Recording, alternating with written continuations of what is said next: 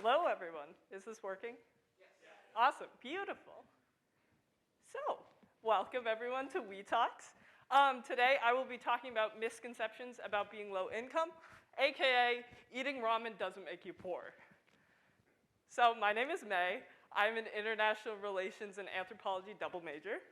I myself am a first-gen and low-income student, which I think is important to clarify before I begin this talk. To know that I am taking from my personal experiences as well as the experiences of the students that I have interviewed for my thesis. I interviewed approximately 31 low-income or first-gen identifying students on Wheaton's campus to figure out what the campus climate was in terms of what it was like to live here as FGLI. And I want to clarify that I cannot and will not speak for all FGLI students. While I was able to benefit from the perspectives of the conversations that I was able to gather, I cannot speak from their perspectives. So yeah, let's begin. So what does it mean to be low income?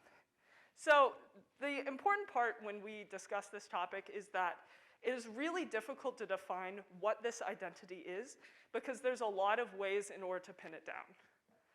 At Wheaton, this usually means that we're talking about Pell Grant eligibility. So a Pell Grant is a federal form of financial aid that's given to students identified as needing significant financial assistance in order to attend college. At Wheaton, that is approximately 19% of the student population, or about 1 in 5 students. But that's not the only way that low income is defined. It's specifically important when we're talking about low income that we recognize the differences and the nuances because it's not all the same. So for example, it may mean that you come from a low income family, like myself. It may also mean that you come from a historically underserved community. So not only are you yourself low income, but the entire community around you is low income, which has specific nuances that are different from you just living in a community that is primarily wealthy. It can also mean that you have experienced homelessness in the past. It can also mean that at one point your family identified as low income and do not anymore, or on the reverse side, it could mean that you were once wealthy or not low income and you now identify as that. It's a fluctuating identity. It has to do with the amount of money that your family makes or you yourself makes. So it's important to recognize that you may not always identify in this way. But most importantly, it's very location relative. So even though the federal poverty line is the same for every state, this wealth can look differently depending on where you're living. So for example, the average cost of a Massachusetts house for a single family is $535,000, while in Alabama, the average cost for a house of the same size is $141,000. So even the same income level can look very different, and this money can be distributed in very different ways. So let's get into some popular misconceptions about being low income. The first one, poor students need a full ride to attend college. I wish. It'd be very nice if I had a full ride. I wish Wheaton gave out full rides, but they do not. In fact, low-income students do not need a full ride in order to attend college. What this actually means is that oftentimes, low-income students have to take out an exorbitant amount of student loans in order to attend college, which means not only are they paying the price of the college, but they're also paying the interest that are put on those loans. So oftentimes low-income students are paying not only the sticker price of the tuition, but even more so by having to pay off that interest. It can also mean that you have, for example, federal work study, which requires you to work a certain number of hours in your week in order to just get the financial aid that was given to you in your package. And also, most importantly, it means having to be competitive for scholarships. So low-income students have to participate in clubs and activities, show well academically, and also have good references in order to get the scholarships that they need in order to come here. Second misconception, students do not receive help from their parents in going to college. Well, no. Oftentimes, I think that a lot of people assume that low-income students, their parents do not want them to attend college because of the price. This isn't the case. It often means instead that parents don't know how to advocate for their student. They don't know what resources they should be pointing their student towards because they themselves have never experienced it the same way that a student whose parents who have attended college may. Parents also don't know how to help their students when they're in crisis. For students who have parents who have never been to college, they can't really understand the nuances of, like, say, missing a final or having clubs and activities build up on top of academic work. And also, it doesn't necessarily mean that families are not supporting their students financially in any capacity. A lot of the students that I interviewed for my thesis had parents who were willing to pay for school supplies, help furnish their dorm rooms, and help where they could in order to provide the financial assistance that they could. But oftentimes, it doesn't mean that they're providing money towards the tuition or the room and board. Misconception number 3. Low-income students are not involved socially or academically or are scraping by. To that, I would say, wealth does not equal intelligence or ambition. I think it's a very interesting idea that low-income students are just worse students. But Wheaton actually thought about this and conducted a study, and they determined that there is a negligible GPA difference between a low-income student and the average income student, which essentially means low-income students are doing just as well academically as non-low-income students. It also means that low-income students often have to have jobs on and off campus. That's taking out hours and hours of their day, which is still involvement, but not a lot of people understand that because they don't see it. And actually, there was a study conducted by the North American Collegiate of Colleges that determined that low-income students are more likely to feel that clubs will benefit them post-graduation. And as a result, low-income or first-generation students are the most likely to participate in clubs and activities on campus. Misconception number 4, food insecurity. Always means that someone does not have enough food or only eats ramen.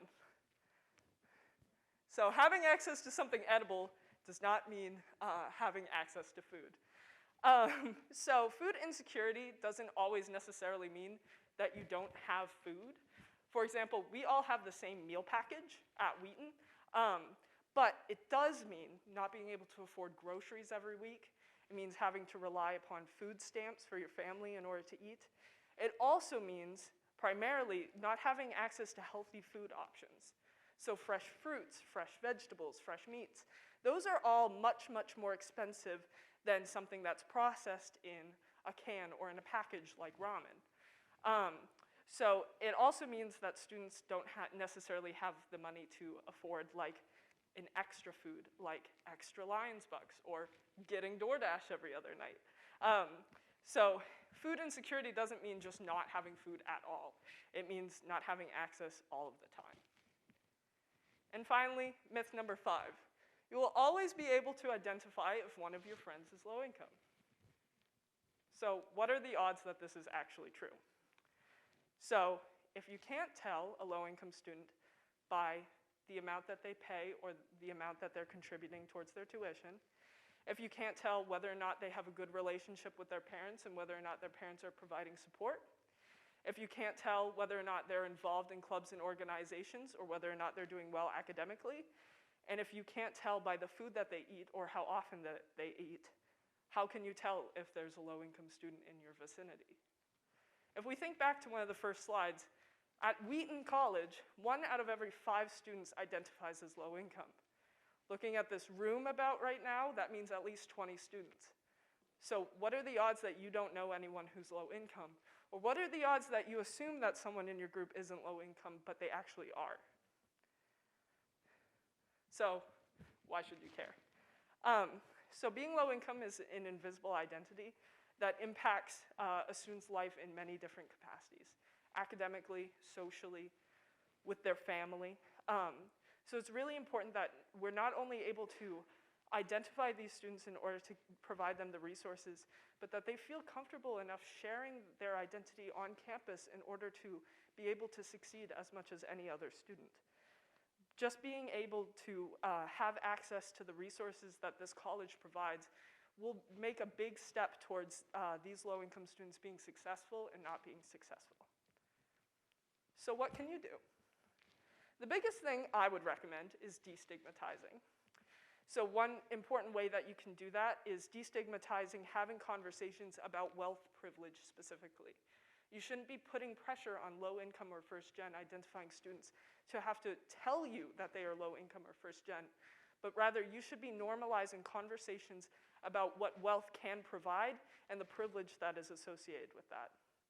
Also making clubs and activities more accessible.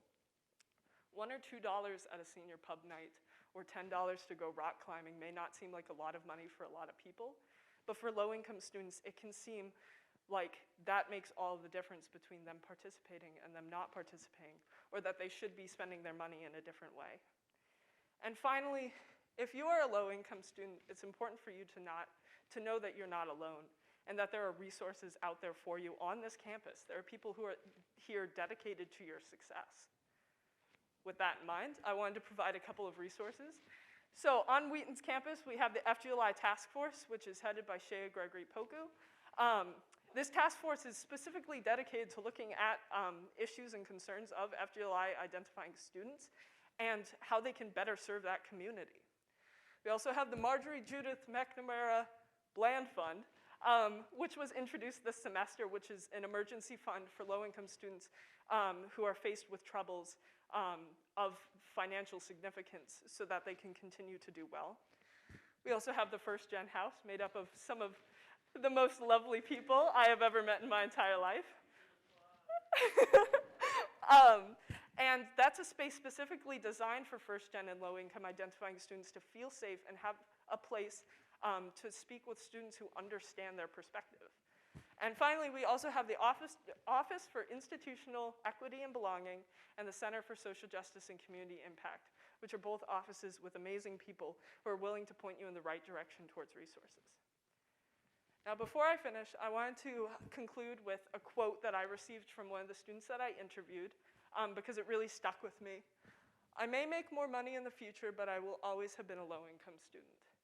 So being low-income isn't something that will hopefully stay with a student forever. Hopefully, when we all graduate, we'll have great jobs that'll pay us exorbitant amounts of money. But it's important to remember that it is all of our responsibility in order to make this campus as safe and welcoming a place as we can. And one small way that we can do that is making sure that FGLI students feel that they are ready to be here and be welcomed onto this campus. So yes.